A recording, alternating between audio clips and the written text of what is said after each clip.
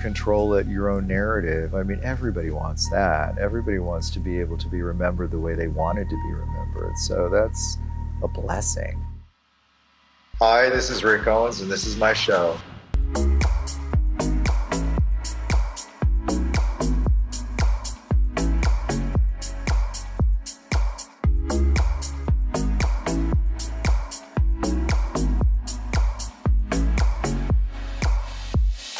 Rick Owens is the unlikely American fashion designer, far from the Ralph Laurens of the world, whose classic sportswear has come to define the wholesome American dream.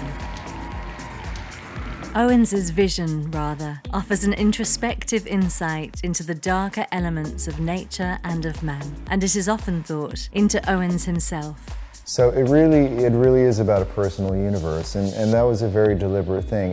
It had to be personal because that was the kind of designer I was always interested in. To the rest of the world, Owens strikes a mysterious figure, a slender, softly spoken Californian native, an intellectual no doubt, with working ties to some of the most esteemed models in the world. And yet no one embodies the aesthetic of Rick Owens more than the man himself. His trademark long locks and a self-perpetuating uniform of black, monotones and shades of grey cloaked over white sneakers often draws critical comparisons to that ominous figure of death, the Grim Reaper. This comes as no surprise to the New York Times, with its own Alexander Fury observing that Owens is like a prophet of the apocalypse, quoting mostly on topics such as death, renewal, and creation. And yet, he's generally considered to be fair, considerate, and pushing sentiments that promote positivity and acceptance in his dealings outside of the catwalk. But beyond the presence we see backstage, it is the unique techniques and deft craftsmanship that have come to define Rick Owens, and for that matter, the many designers within his field of influence. Best known for his brand of glunge, the combination of grunge and glamour that offers casual, otherworldly elegance, Owens is a man with more than a few tricks up his leather sleeves. He is a prolific designer, producing collections seasonally for his main and diffusion lines for men and women, bending the gender lines with his own brand of controversy. But it is his distressed materials and asymmetric leather jackets, worn by the likes of Kate Moss, that have catapulted him to the halls of fashion royalty. Looking over past collections, it is clear the designer masks an inherent complexity in each of his clean-cut creations. There is deception in the simplicity of his design, an intricacy arising from both his dedication to pattern cutting and a rare selection of arduous working materials, resulting in a unique drape over the human body that few designers can replicate. I study my own stuff more than other people's, which is a terrible admission of some kind of ego, but it's but anyway, yeah, that's how I kind of feel like I can make progress, by studying the mistakes and successes of my past. So.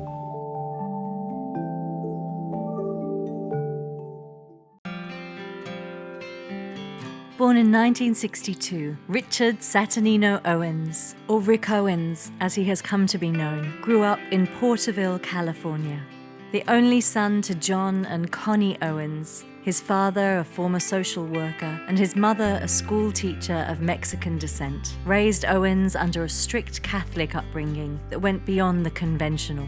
Owens' relationship with his father was tenuous in the early years. TV was forbidden, and Owens' external influence was limited to a regime heavy on literature, philosophy, and classical music. It is during this time that Owens formed an appreciation for intellectual and cultural pursuits that would later influence his life's work.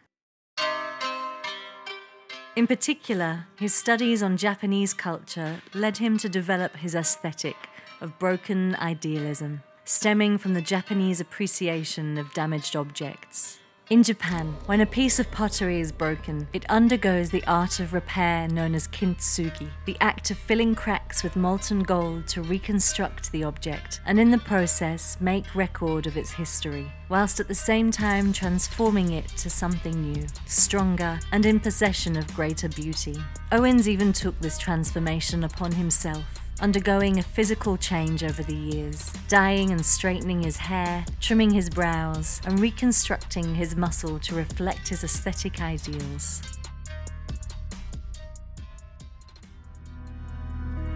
One element of seduction is indifference.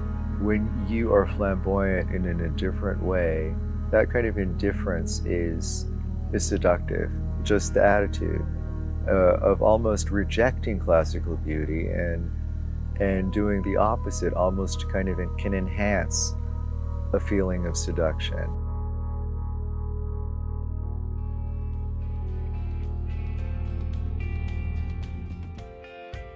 For Owens, surviving the small town within a strict conservative family was both isolating and difficult.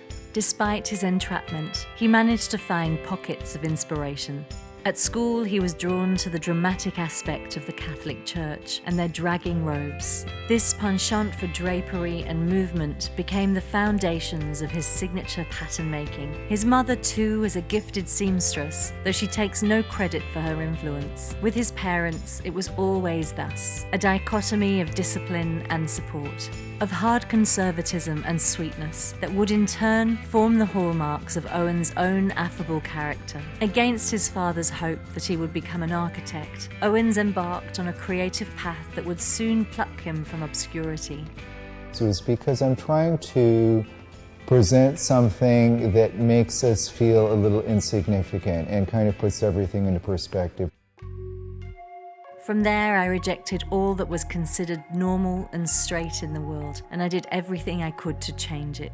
Owens used his artistic side to release his inner anger against normality and what was considered to be standard in terms of fashion. At 18, he learned to sew and began to design street clothing to sabotage this uniformity. Even then, his designs were complicated beyond his skills, executing his ideas on pure gut instinct. After school, Owens went on to study fine arts at the Otis Art Institute in Los Angeles, part of the esteemed Parsons School for Design. For him, art was an intellectual pursuit that he was not equipped for, whereas fashion seemed much more accessible and therefore amenable to his American sensibilities. At the time, I didn't really think that intellectually I had enough to give to the art world, and I was more intimidated by it. I was kind of impressed with all of the rules that I thought that there were. It was just too much for me, but now I realize that there's other ways to create art. There's not just a certain formula. So that's why I went into fashion, because it was another form of creativity. Owens dropped out to pursue a program in pattern making and drape design at the Los Angeles Trade Technical College. He would find his feet developing costumes on sets of the Hollywood outskirts, whilst working an entry-level role for a knockoff production company in LA, deconstructing the latest trends. It was laborious and repetitive work, but it allowed him to hone his tradecraft in cutting patterns, a skill set not often seen in modern designers. He established his own label in 1994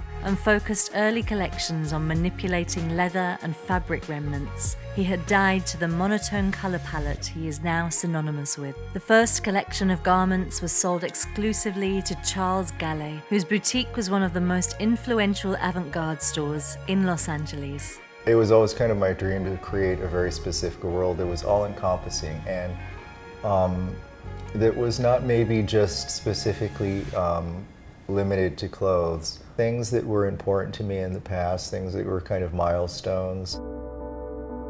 In 1998, Owens came into contact with his life's muse. Owens describes Michelle Lamy, his wife of over a decade, as his accomplice partner, Baroque muse, and better half, and the inspiration that has helped him maintain his independence of his label. Owens, who identifies as bisexual, was dating a man who introduced him to the French-born Lamy. Lamy was also in a committed relationship at the time. She was a formidable, exotic older woman, Owens a broken idealist, and together they began an affair that would form the basis of their lifelong partnership in work and in life.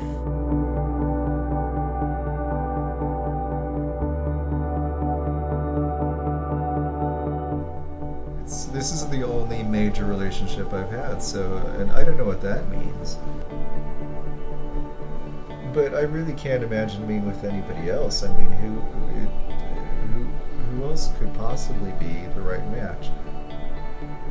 I mean, we still have a lot of fun together, and I still really look forward to having dinner with her and like listening to her stories and stuff. I mean, it's really, it's kind of amazing.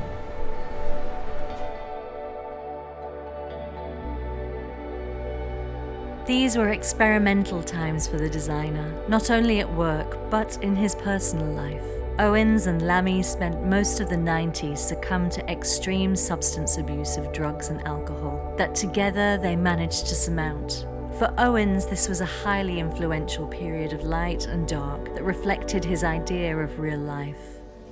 Because like a lot of us, I've had a history of chaos and not of messiness.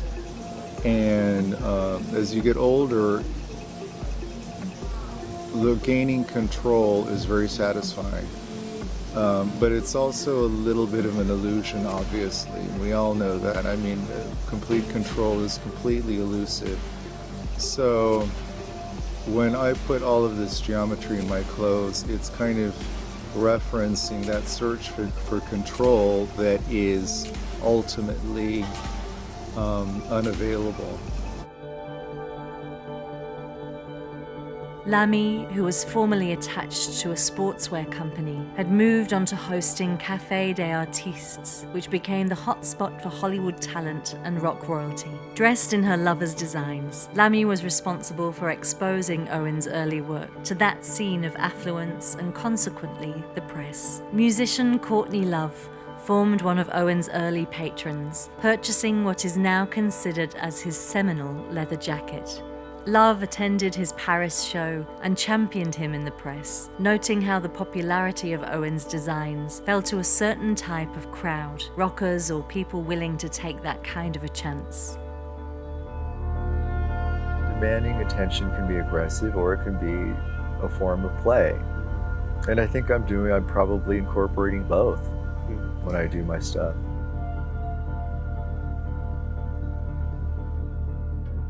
Owens continued to promote his brand into the late 90s, meeting buyers and stockists in person. With the brand exposure from Gallet and later the Maxfield boutique, his line landed in Barney's in 1999.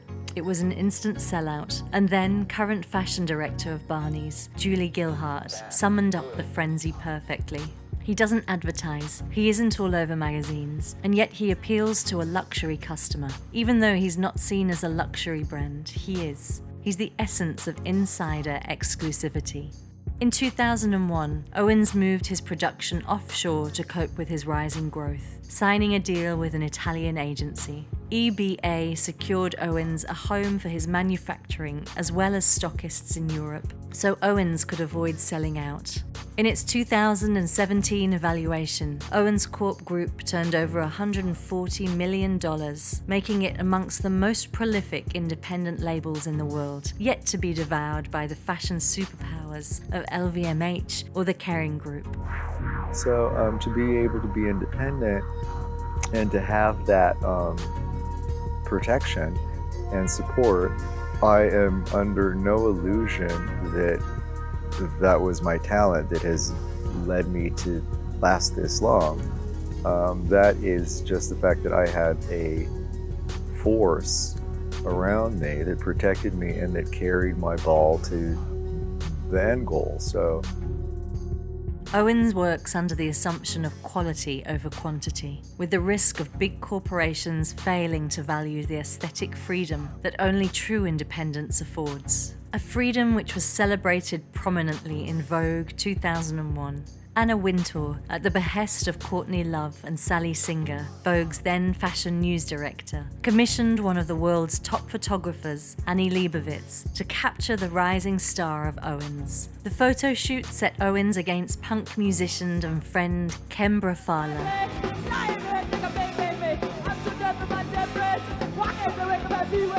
Owens's world is one inextricably linked to music. His revolutionary designs have the attitude of the punk rebellion, and Leibovitz managed to capture this energy which defines the Rick Owens woman.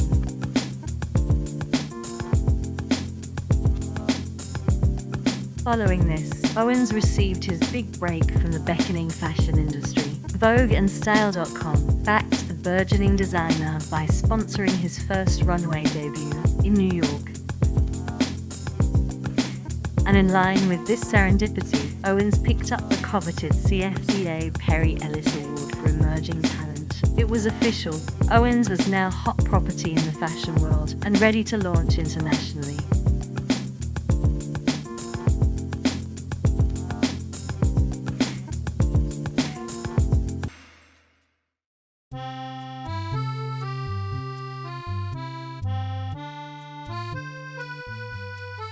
A year later, Owens took the designer's pilgrimage to Paris, where he now permanently resides.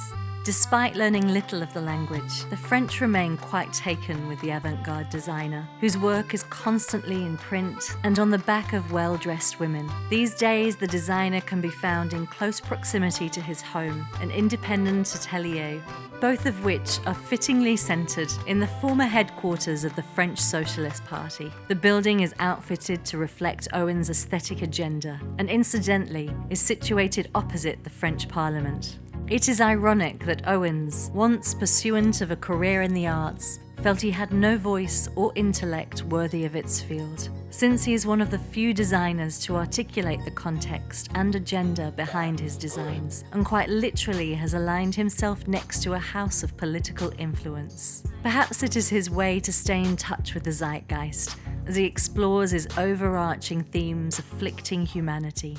I just think that runway shows are a great opportunity to talk about things other than just skirt lengths and accessories. I think there are so many elements of beauty that we can talk about in a fashion show that are not just hair and makeup and the set. I think we can talk about beautiful aspirations and beautiful behavior, and I kind of like that.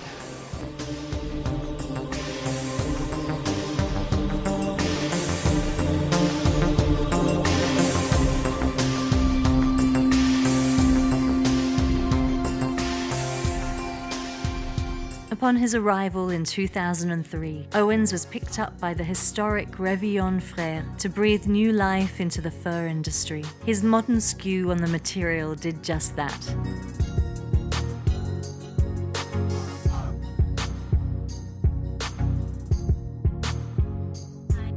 Susie Menkes, who reviewed one of his collections for the International Herald Tribune, stated Owens knocked the stuffing and stuffiness out of furs.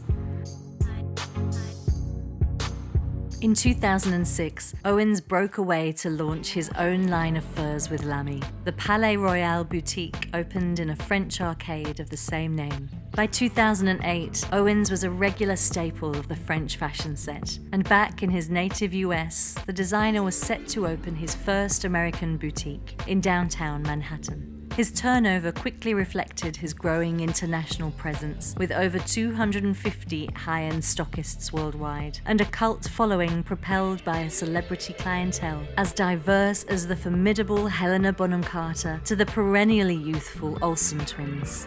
Though Owens himself prefers to resist the cult label, concentrating instead on designs that will surpass mere trends and will lend gravity to his conceptual pursuits, it is for this reason he injects quality luxury fabrics of cashmere and organza up against leather, eel furs, and ostrich feathers that push the boundaries of his drapery and act as a platform for his mix of musical influence from the goth movement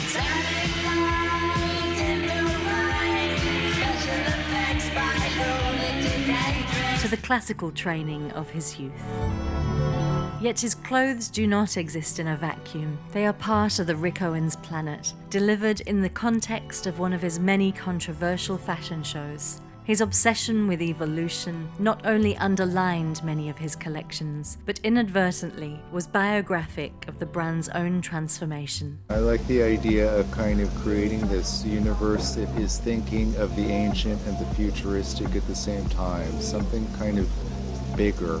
In 2015, the same year as his father's passing, Owens took his collections into some very dark territory, exploring his interest into sociology and anthropology. His 2015 autumn-winter collection, which highlighted male genitalia, was a shock for audiences, especially for front row members. However, he managed to pull it off as a tastefully thought-out approach, dressing models in oversized peephole garments that gave only flashes of what was beneath.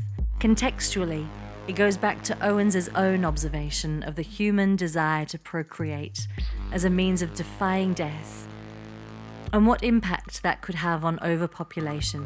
Clearly more message than ready to wear, but a masterstroke in brand building, receiving the kind of attention one would expect from this intended provocation. I know going in that there's going to be some provocation, and that's what I'm in it for. A little shock value is what we need every once in a while. I don't mind something a little bit disquieting in a collection. Life is disquieting. This was also not an isolated event. In the Palais Royal boutique, Owens had installed a nude anatomical copy of himself for window shoppers. Albeit covered up, this was by no means a measure of modesty, with inspections welcome to anyone game enough to unlock the mystery of Owens' physicality. Owens also posed for Britain's ID magazine, in a debased double image of the designer urinating into his own mouth, as if to say he is both the aggressor and the submissive participant of the fashion establishment, splitting his identity in an effort to undercut conservatism and convention. These anti-fashion antics stems from Owens' belief that his shows are a tribute to a type of humanity, which is why he has always cast specific real people for shows, not beautiful by conventional standards, but in possession of a story of self-confidence and attitude, like Owens has crafted for himself.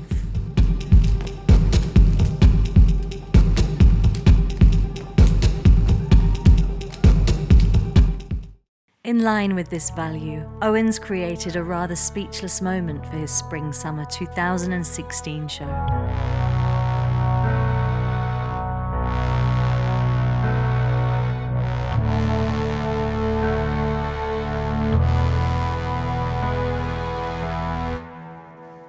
This land is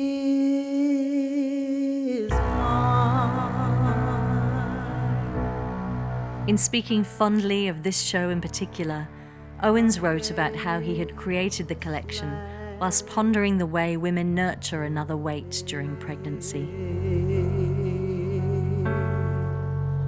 There was a real sense of anticipation I remember feeling at the show. Those first few looks were, as normal as a Rick Owens show gets.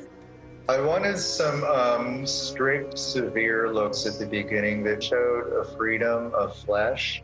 And then look 4 came out, and it's this woman who has another woman strapped to her back. And from there, it got only more weird. Women holding women was such a tender idea. This collection was incredibly powerful. It's not just a regular fashion show, that was really a performance as well. It's like an expression of strength and togetherness and feminism. This was theatre, this was poetry, this was a statement. For me, he's managed to articulate through clothing a woman's strength. I might have gotten a little bit misty at the finale with Eska singing. She has some kind of long note at the end that was very effective.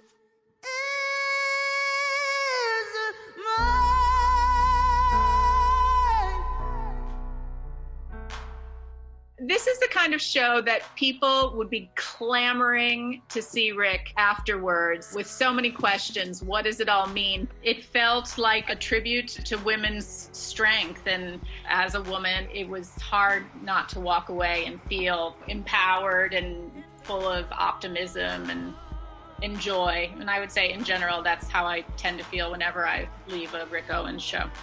Being at Rick's shows when he creates moments like these, you know you're part of history. It's incredible. He creates a collection that we can speak about 7 years later, 10 years later, 20 years later. He creates a collection that stays within our psyche and our mindset of like the greatest shows that have been put on. Owens gives new meaning to functionality through his minimalist aesthetic, providing a freedom of movement with the empowerment of a more masculine style.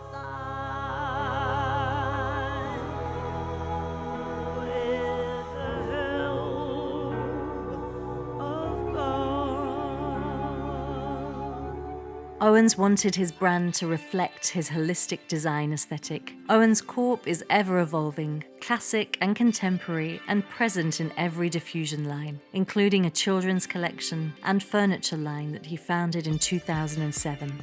His environment, the objects, and their surroundings form an extension of his clothes, allowing him to stretch his design prowess.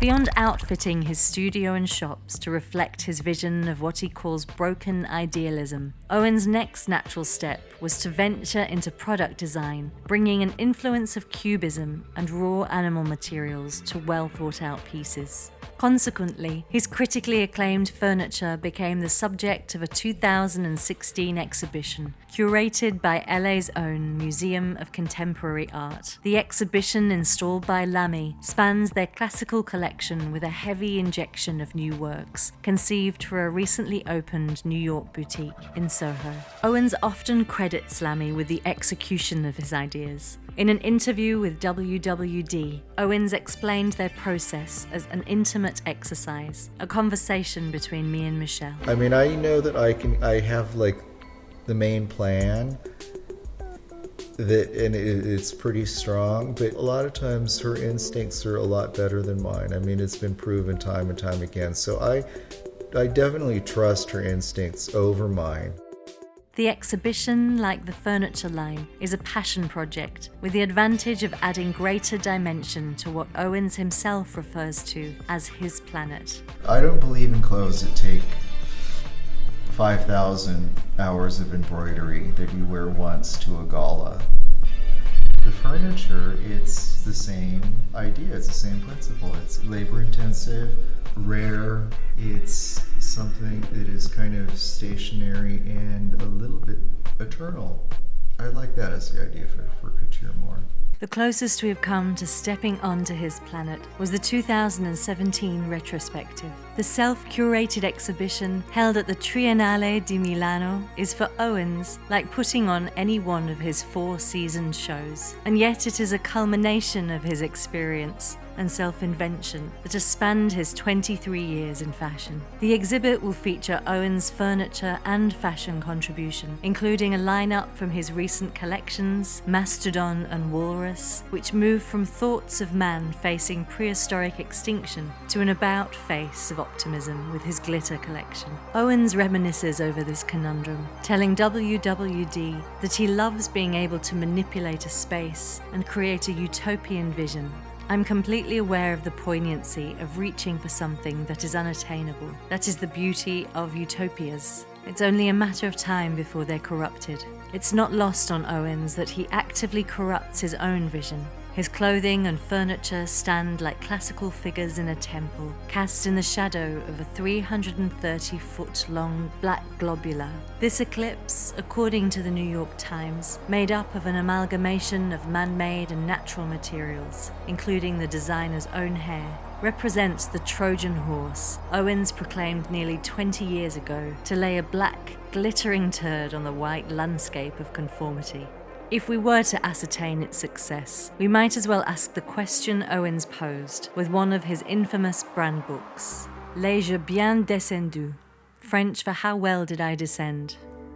In the eyes of the Council of Fashion Designers of America, that seems an inapt point. In 2017, the CFDA honored Owens yet again with the prodigious Lifetime of Achievement Award. And to mark the occasion, Lamy presented the award at the suggestion of Owens. Ever gracious, for Owens this was an opportunity to acknowledge the impact and contribution of Lamy on his own success and happiness. I wouldn't be here without Michelle. And I wouldn't be here without my brilliant partners, Elsa and Luca. One of life's fundamental needs is to be listened to. Thank you for allowing me to feel heard. Thank you.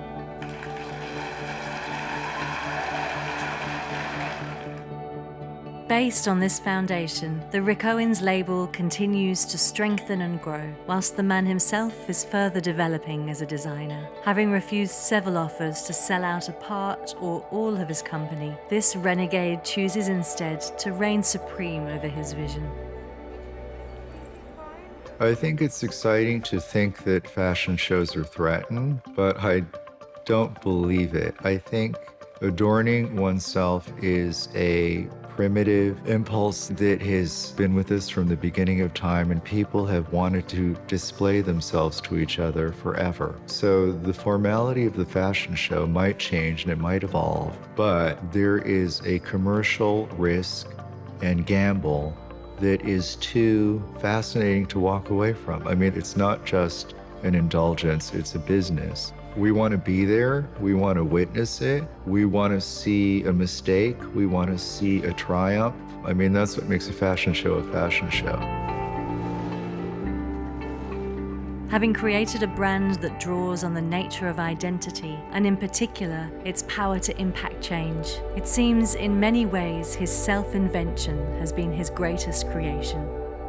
For the fashion world anyway, this is for certain.